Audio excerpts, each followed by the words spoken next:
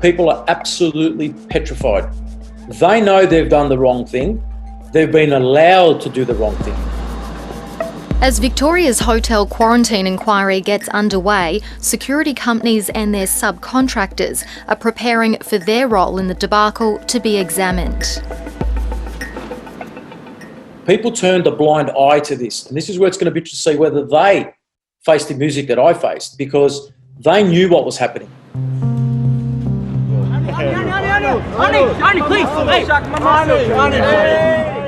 Harry Kouros has faced more scrutiny than any other security boss in the country. He owned one of the industry's most successful companies until he was charged in 2014 over an off-the-books wages scheme for his guards and pleaded guilty. I have to accept that responsibility, and the crime that I committed, Grace, was turn a blind eye to it. You've been accused of being the mastermind of the industry's subcontract on subcontract model. How do you respond to those claims? No, absolutely not. And, I've been slammed in the media for over 5 years. Every time something happens in this industry, my name gets brought up. I'm the kingpin, I'm the underworld, I'm this, I'm that. And I think the time's come now that, enough's enough. Here we are with an absolute catastrophe happening. This is an infested problem. The fish rots at the head. Back in March, 3 private security companies, MSS, Unified and Wilson, were contracted at short notice by the Victorian Government to provide hundreds of guards to quarantine hotels. They were putting heads on sticks, dumped them on the ground, when what they should have done is put their hand up and say, this is nothing that we've ever done. We need the training, we need the support. We can't supply the staff. So they're really quick to sell, but they can't deliver. And this is the problem. Subcontracting was allowed under the government's agreement with Wilson, but the security company was supposed to pass on its obligations of training and infection control to every subcontractor. They must agree to the same obligations. That's got to be consented to prior to the subcontracting. And if Wilson's subcontract without the prior approval of the Victorian Government, they're in breach of the agreement.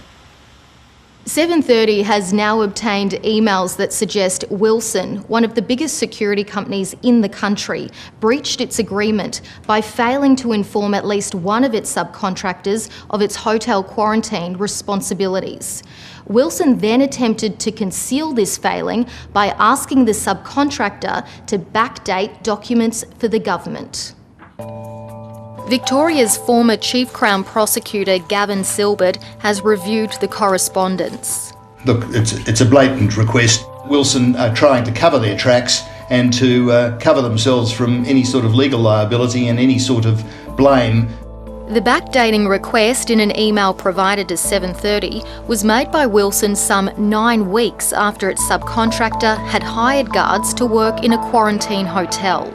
Wilson is asking the subcontractor on the 2nd of July to sign an acknowledgement that they were aware of the obligations as at the 30th of April. The subcontractor refused to sign such an undertaking, and in an email to Wilson's said that they could not sign it because they were simply not aware of the obligations and the conditions that they were bound by as at the 30th of April, and that they couldn't backdate it from the 2nd of July.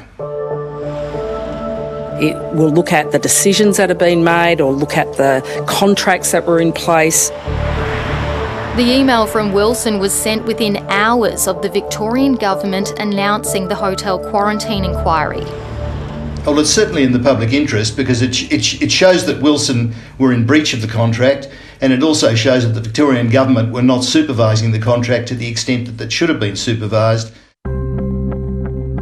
Wilson told 730 in a statement that all its contractors had agreements in place before commencing work on the hotel quarantine program and were aware of their obligations and duties. Wilson had no cases of COVID-19 in its quarantine hotels, unlike MSS and Unified Security, which looked after the Stamford Plaza and Ridges on Swanston, where multiple guards were infected. But new WhatsApp messages reveal Wilson still faced its own issues managing guards. This message from another of Wilson's subcontractors suggests an investigation was launched after a guard was caught speaking to a guest with the door open. Another flags concerns that guards are breaching isolation rules and engaging with guests at a hotel project. Wilson says it acted swiftly in addressing all matters during the program to ultimately contain the spread of the virus. Subcontractors contacted by 7:30 declined to comment on whether Wilson asked them to backdate any documents. You're talking about the industry with payroll scams, cash payments, ABNs. So, backdating a document, if you add everything else on top, backdating a document could be just, what's the big deal? Nothing.